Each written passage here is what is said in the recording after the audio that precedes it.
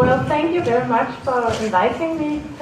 I've been here all day, and it has been very interesting for me to see how participation is discussed among you. And it's right, I come from another field. I'm a psychologist, a business psychologist, and I used to work with art and write some. I've worked very shortly as an art critic, and I studied contemporary modern culture at the University of Copenhagen. But after that, I decided I wanted to work differently with creativity, and I am now working especially with innovation processes, but also with in the film industry and with architects and with people who has to be creative every day. I will try to come with some psychological explanations on what it is that art does to us as viewers and how we can use that. And I will talk to the perspective will be my perspective as a psychologist and as a business psychologist working with groups who are supposed to innovate or supposed to do something that hasn't anything to do with art. But I think that there's a possibility to take art as a starting point, and that to take art as a starting point in that kind of processes is different than doing it otherwise, and I'll try to explain why. And I would actually like also to address why I am doing this, because where I come from, a lot of people are very engaged in these questions, that we have some challenges today, and how can we deal with them? The financial crisis, the ecological crisis, the food supply and clean water crisis, and all this. It seems like a lot of old systems are breaking down. And the question is, where and how do we find inspiration to rebuild our societies in a way that make this world a better place to be?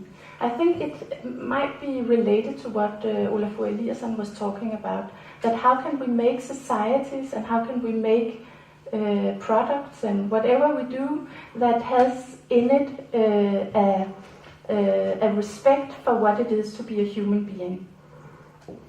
And I think that the art museums can play a very important role here.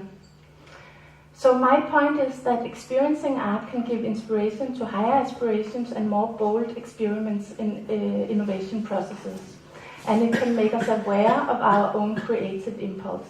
But I'll come back to that, because of course it is also, as Olafur said, that creativity is not only about contemplating art. It has an action in it. It has to do with transforming and to make from the impression and expression. And how do we do that?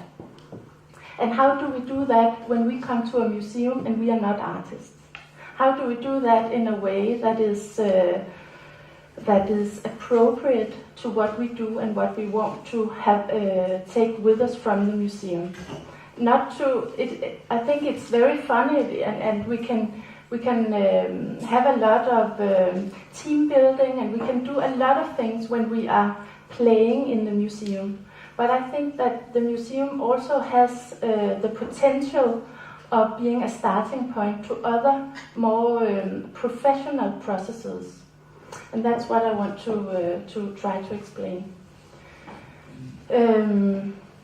First, I will say something about how can art inspire our own creative impulse, a bit of what is the creative impulse. Then there will be a small exercise where you will listen to a little piece of Bach music.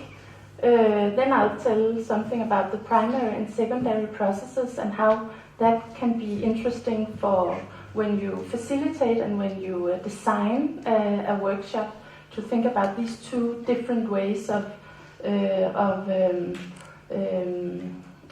processing what you experience. And then a little movie cards exercise. I'll explain to you what movie cards is. It's some cards I've made in collaboration with the artist Karina Sonino. and then at the end, how to facilitate an encounter with the creative impulse in the museum. So that's what I want to talk about, and we don't have so much time, so I'll be a little quick and you can ask questions afterwards. But first a question. What was it that made us, enabled us to come from here to here and here?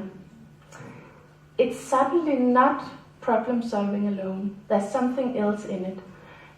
Something about getting the idea to this opera house. When to do that, you have to not only use your problem-solving abilities, you have to use also your imagination. And how is it that we inspire inspiration, and how can we do that through art? But first, a little psychological explanation of what creativity is. Creativity is the capacity to arrive at novel but valid solutions to problems. That's just the definition. And when we use our creativity, we use our unconscious understanding of the world and translate it into conscious meanings. I'll explain that a little more thorough later. But what I want to say here is that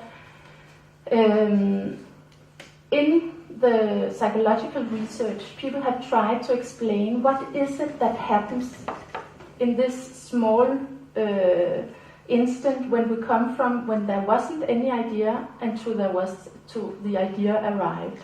What was it that happened in that space? And some say it's a miracle, and others try to explain it by explaining how our unconscious works there and what it is that the unconscious work is doing. In the psychoanalytical understanding of creativity and art, it has been argued that the way the unconscious work is mirrored in art. We can see it in art. And what is it that we see? What we see is some of the object relations of the unconscious, and that means that it has to do with some of the relations we make, the personal relations we make to different objects. And the personal relations we have to objects differ from what we learn how we learn to categorize everything in school and also through language. When we speak, for instance, we say mother, and in this tiny little word, we have all these millions of meanings in this one little word. So we learn through the language to differentiate. And that's also what the poets, they know how to use the language to open up these categorizations again. But Ian Zweig, who wrote a very interesting book called The Hidden Order of Art in '67, he says that when we work creatively, what we do is we de-differentiate. It means we open up the categories once again. And in art we are presented to this de-differentiation. And then he shows us a piece, this is called Composition 8 by Kandinsky. And he explains, when we look at this, of course we can talk about geometry and maybe something about color schemes and things like that, but it doesn't really get to what is interesting in this work. What is interesting in this work, he says, is that it in a very abstract way, it shows us dimensions that corresponds to a feeling of maybe also space, as Olafur talked about, space and shapes and things that are another kind of knowledge than our conscious knowledge. And what is interesting when we work with art is also to open up to that meeting with something else in art. And I'll come back to it after a little exercise where I will play a part by Bach. And there are 2 violins and an orchestra. And the exercise is that you should listen to both the violins at once. And then afterwards I'll try to explain how you can understand this way of processing in a psychological way. Okay, it is this one, 7 minutes and 40 seconds.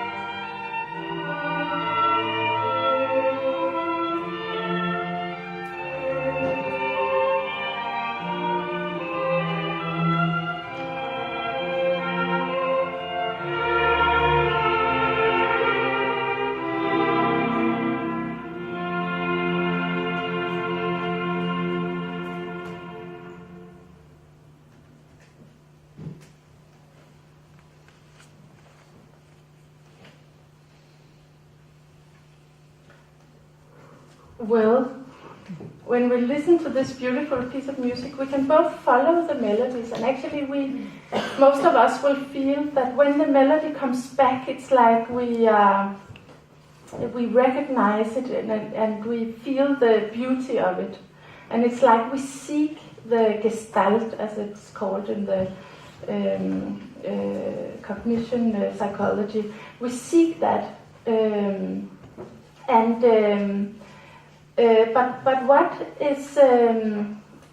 But what we can also do, I don't know if some of you had an experience, and when you tried to listen to both violins, it was a much broader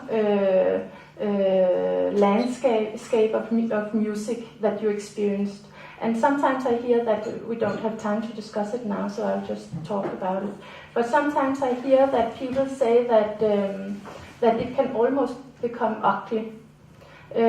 Suddenly, when we don't analyze it, we don't find the gestalt or the figure or what it means, then it can be frustrating for us. And that part of art is actually what is interesting in innovation processes and as an inspiration to creativity. And why is that?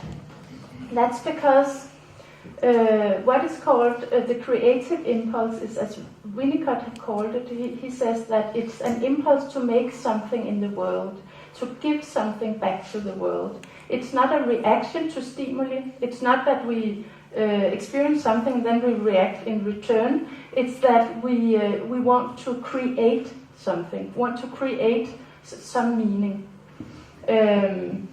Laplanche, a French psychoanalyst, he has said that it's an impulse to make theories about what this enigmatic experience is about. I was also thinking that from this perspective, then what Olafur Eliasson is doing with all these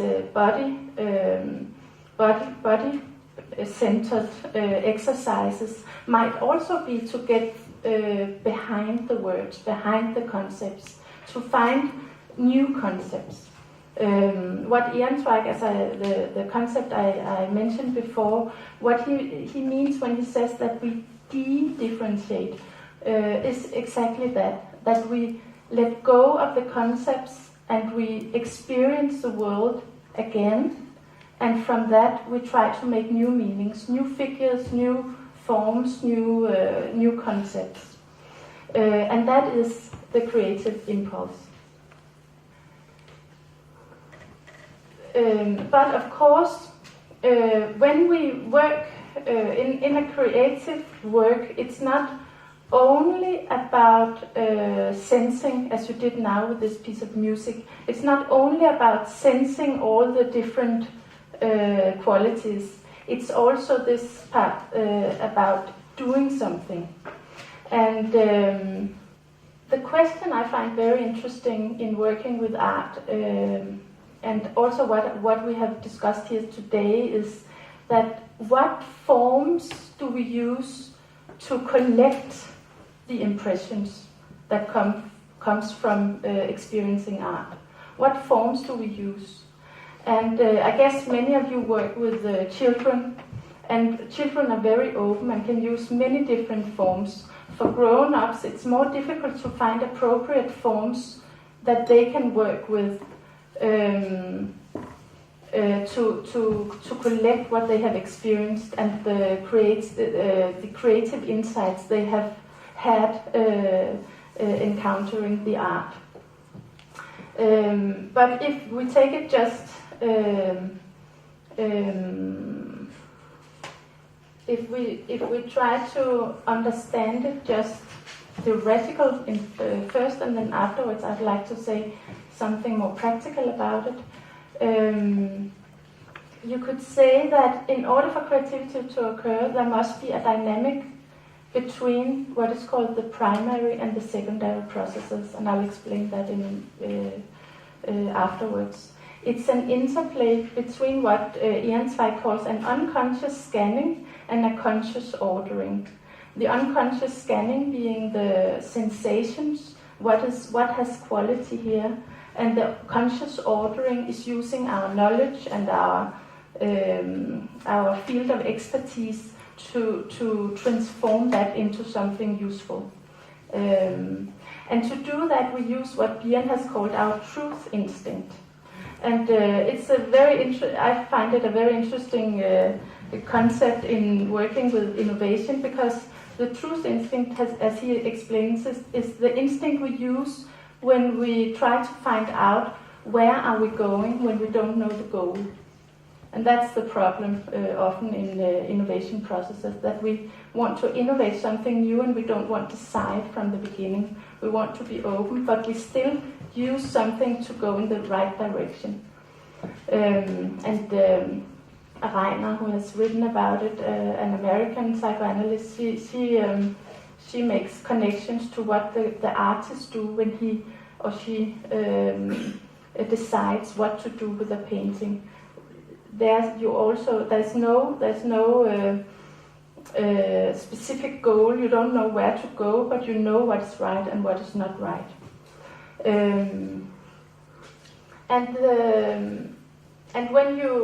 And in this interplay between this unconscious scanning and the conscious ordering, what you use there is both what is called primary and secondary processes. And I think that these two concepts can be used also as a way of ordering workshops, and when you want to facilitate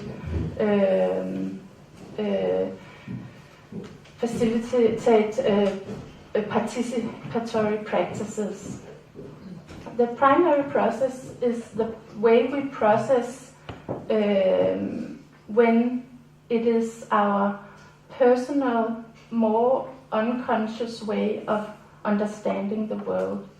And it is visual, we know it from our dreams. And what is central here is that it is based on personal connections between objects. And that's also why when we look at it, when we wake up in the morning, for instance, in the dreams, at first it can look very chaotic. But that's only because the connections has another logic. It's not that it isn't logical, it just has another logic as our more conventional cultural connections. The secondary processes is what governs our consciousness when we are conscious, and it's verbal, and it's a way of processing what we experience in the world in a way that corresponds to a conventional cultural categorization of objects in the world. And if you work creatively within art or within everything else, of course you use both.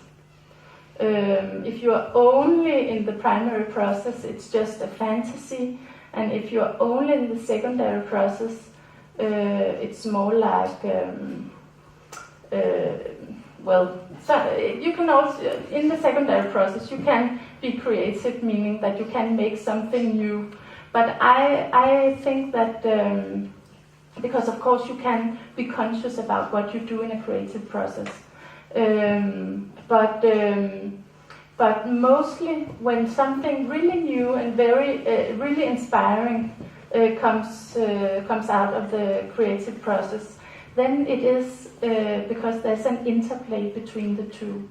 Then the new comes from these more personal connections to the world, and how you transform that into a conventional form. And what is also very interesting, I won't have time to talk about that today, but that's of course also the social process in this. How can we dream together? How can we have new ideas and new inspirations together? It's a very interesting question. Is it clear the difference between primary process and secondary process here? Otherwise, I have an example. For instance, when you process the the experience of a table, then you will maybe think that if there's a table, okay, where's the chair? And you try to categorize the table in a way that it is connected to a chair. If you are open to the table in another way, like for instance, if there's a table standing in one of the rooms up here in the museum as a piece of art, then you will approach it differently. You might not think, where's the chair? It might awaken other associations in you. It can have something to do with the softness or the shape of the table, or it can have you might have associations to experiences you have had, or all different kinds of things. And that is what is one of the very interesting possibilities in the museums, as I see it, when we work with innovation processes, because there you open up the possibilities of the object. It can suddenly, you can see it in a lot of different connections, and not just as something you're using for a specific purpose. But to do that, you have to go into it. You have to meet it with another part of yourself than you're used to. Not the secondary process where you know, okay, this table was done in the 80s, or what do I know about that? But not where you use all what you learned in school, but where you have another connection to it. And I would like to just to show you how that is. I would like you to have one of these movie cards. Movie cards is these picture cards that Carina Sonino has made the cards, and we have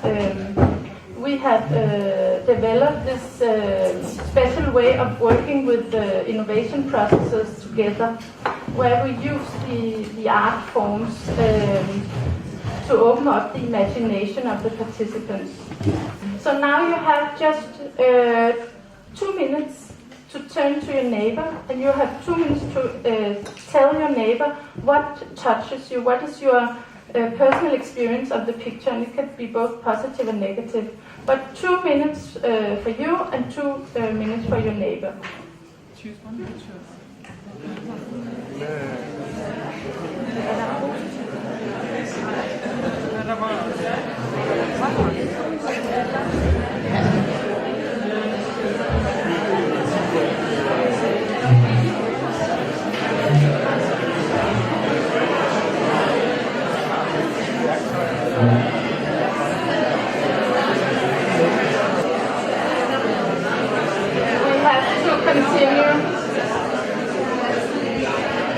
Actually, I am violating this process, because the thing is that when we try to relate, if we try to relate in a personal way, we use another part of our brain called the limbic system, and not this fast executive functions. And that means that it takes much more time. And maybe some of you wondered why I played this piece of Bach, it should last so long. And that's also because it takes time. It takes time to get to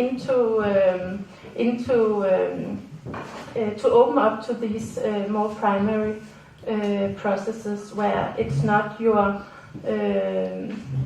cognition that does all the work, but you feel what's interesting. You feel where to go.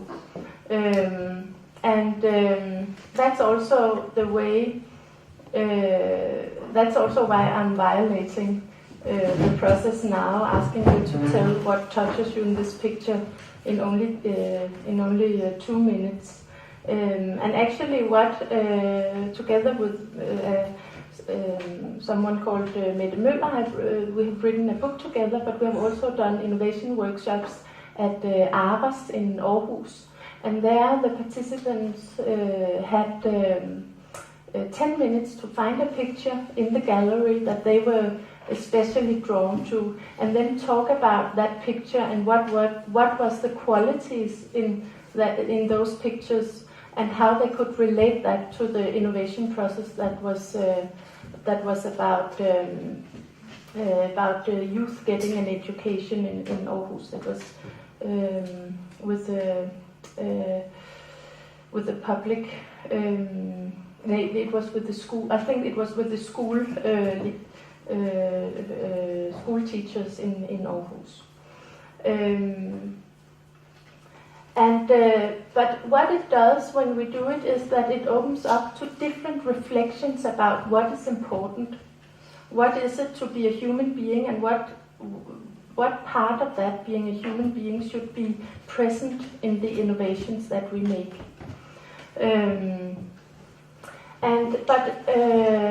If you want to do that kind of processes, it's also very important, as I see it, to be aware of the way you involve people. Because when you ask people to be involved more personally, they are also more vulnerable in the process. And for instance,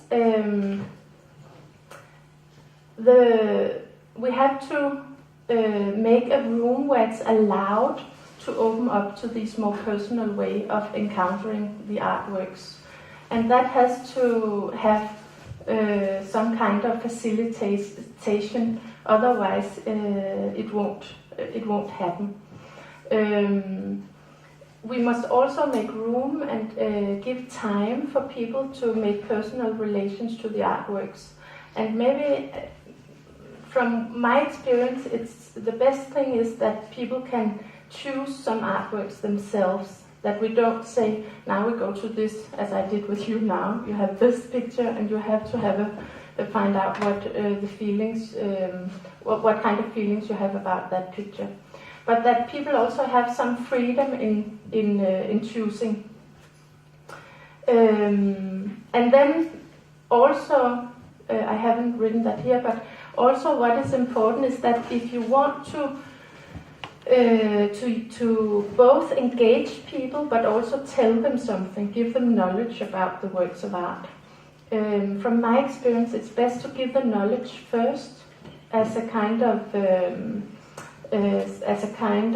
opening up to the work, or just getting used to it, getting some information, and then afterward you work. Because if you do it the opposite way, then sometimes the participants can have the feeling that they are waking up from something, and suddenly they are asked to have specific answers to when was this done and who did it, and that's not really interesting for the primary processes that has a different quality and which doesn't address the world in the same way, doesn't want to categorize everything in this more conventional way that conventional knowledge does. And from my experience is that art museums can be very useful as cradles for innovation processes. And that experiencing the artworks and being helped to relate to them in a personal manner can open the group's creativity. And it can, and I have been wondering why it does that, but I think it has to do with this, both that in creating the work, or in most artworks, you both have, I call it experimentation and mastery, and that is the two parts of art, but also of innovation, that is very important to bring into the work. And very, very often, even after very interesting processes in innovation processes, people jump back to the beginning and say, but what I meant from the start was, I think we should do it this way. And I think working with art can help us to be open longer, because it has some forms and it has some culturally understandable signifiers in it that we can use to discuss with, but in the same way we can be touched and we can open ourselves to to a broader understanding of what it is that our innovation processes should contain. And last, then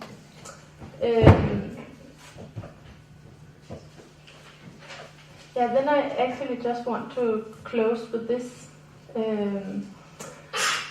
William Kentridge, the South African artist, he had a big exhibition at MoMA, where I found this quotation: "Walking, thinking, stalking the image. Many of the hours spent in the studio are hours of walking, pacing back and forth across the space, gathering the energy, the clarity to make the first mark. It is as if before the work can begin, the visible finished work of the drawing, film or sculpture, a different invisible work must be done." So what I'm working with when I work in the art museums is to make the art museum a room for this invisible work. And then what I find very interesting is how can we find forms that can then transform this very complex experience into something that is appropriate and relevant. And I think that is a very big challenge for facilitating workshops, to find the appropriate form. So it's not that we have the experience, we come in, we see this great works of art, we have maybe a very qualified experience of the works of art, and then we are asked to work in forms that feels too naive. Together with Karina Sonino, we make workshops where we use the art forms, and we make paintings and sculptures and everything, and Karina facilitates it. But where it hasn't to do with the finished work, but it has to do with the experiencing what is it to be working creatively. So I think it can be a very helpful tool in experiencing what it is to remain open in a working process. But for me it makes a lot of sense to work with real problems also. So after that, we work with questions that has to do with something that is important for the group we work with. So we come out with an output in the end where people have used their knowledge, also their secondary processes, to transform the experiences into something that is useful, not only as an experience, not only as something that was fun and made us maybe closer as a group, but also that has an impact on the work that we do every day. So, yeah, that was what I wanted to tell you, but actually I would have liked to discuss it with you, because I guess you have a lot of experience in facilitating these encounters with all different kinds of people who come into the museums and who have great experiences and who wants to take something with them again when they go out. What kind of forms you use to help them get a qualified output of the workshops. I want to say thank you so much for coming to